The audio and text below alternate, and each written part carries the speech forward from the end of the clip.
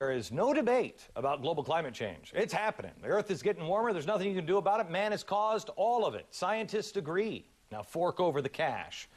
Given those facts, there is absolutely no way that a major conference on climate change skeptics could possibly be going on in New York City this week. Remember, overwhelming consensus of scientists have said the debate is over. So it would be impossible for over 400 of them to have gathered today for workshops and presentations of topics and, like the role of nature versus human activity or the truth about climate change in Florida. And since it's clear that anyone who disagrees with the so-called overwhelming consensus on global warming is either a shill for big oil or an uneducated hack, or I believe I was called a corporate fascist by Robert F. Kennedy, that people with impeccable credentials like Harvard astrophysicist Willie Soon, Wharton professor Scott Armstrong, or IPCC co-chairman Yuri Israel could be in New York today to speak at a conference like that. And there is absolutely no way that a sitting president of an important country like the Czech Republic, President Vaclav Klaus,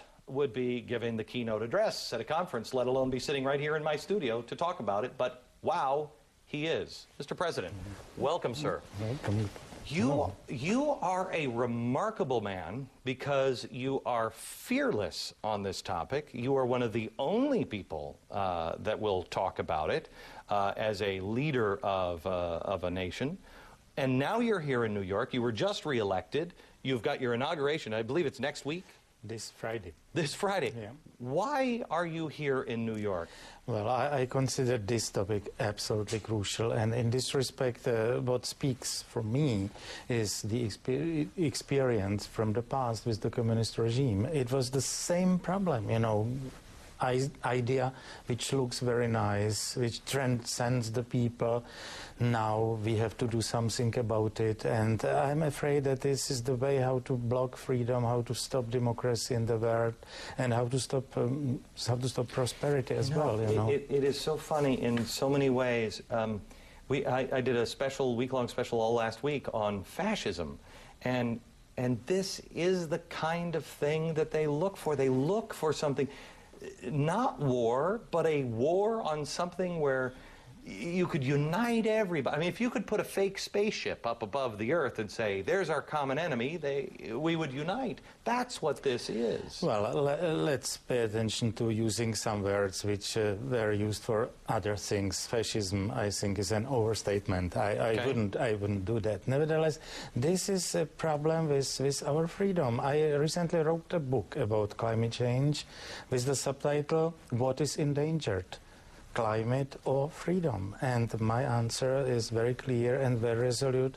It's freedom. Okay. So this is what bothers me. So then help me with the problem with the word fascism, because if you disagree, you're immediately scared into silence. Yeah. You can't have a conversation. I mean, I had a conversation today with some of the best scientific minds on the planet on this today, and one of them said to me, well, Glenn, I mean, you would be foolish not to consider the other side and really look. But on the other side, on the Al Gore side, they'll shut you down, paint you as a lunatic. That's the problem. They don't want to have a conversation. They don't want to discuss because they are afraid that they don't have enough arguments.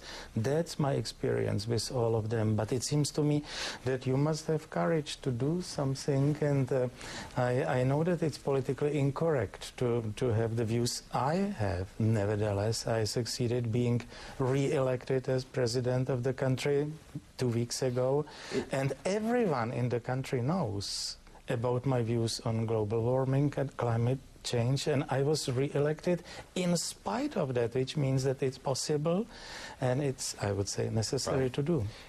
Because you're an economist. I mean, That's the basis for my thinking, because I would say that a global climate change debate is not about science, as I would say climatology. It's more about social sciences, because it's the issue of the society, what to do with people, what to do with mankind. Therefore, I am very sorry that the social sciences are more or less silent in this discussion.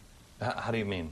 No, they don't participate in conferences on neither side, you know, which is a problem. I am you know, if you're an economist, so you know what America is going through in the economy and the World Wide Web that this thing is. It's spreading all around.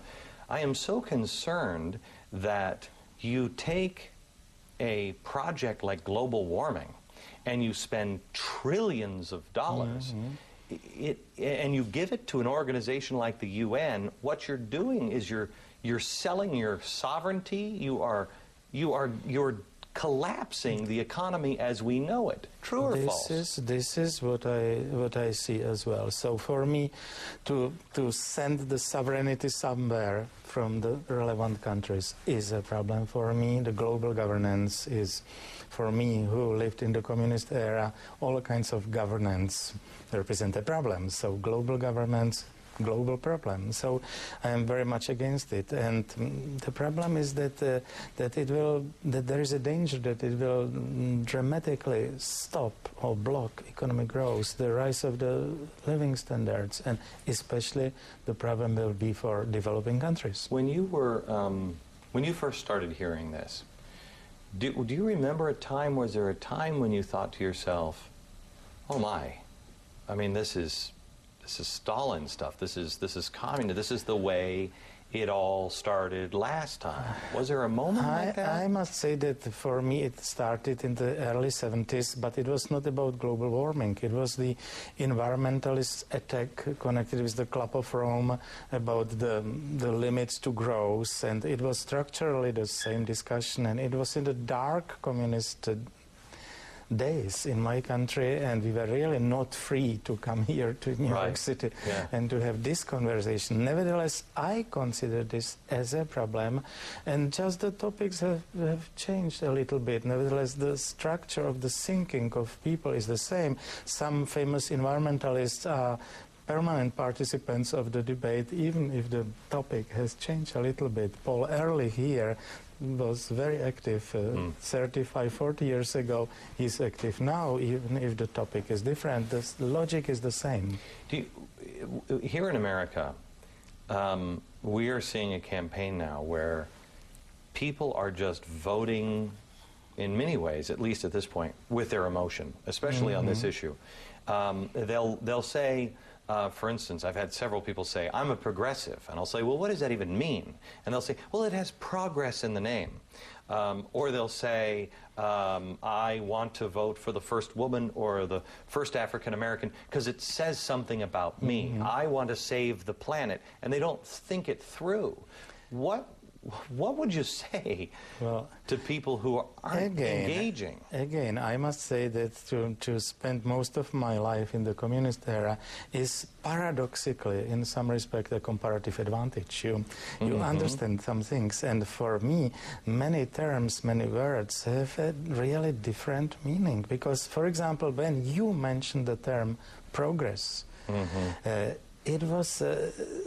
it was so popular in the communist era, in the hands of the communist bosses, you know, that the term progress has been so much discredited in my country that I would say that almost no politician, as compared to your country, no politician in my country would dare to use that term, because everyone would say that this is connected with Mr. Brezhnev and with our Czechoslovak Brezhnev. So no one would use the term. So when I hear it here, I think, well, they quite innocently use terms which they some are using it. Use, Some are using it innocently. Some, I think, know what they're doing. Mr. President, we're going to have you back later on in the week because I want to talk to you a little bit about Cuba. I want to talk to you about the missile shield. I want to talk to you about Russia and Putin and everything else. But it is truly a pleasure, sir, to meet you and have you. Thank you so much. Thank you very much. The rest of the interview will be on Wednesday night right here. Back in a minute.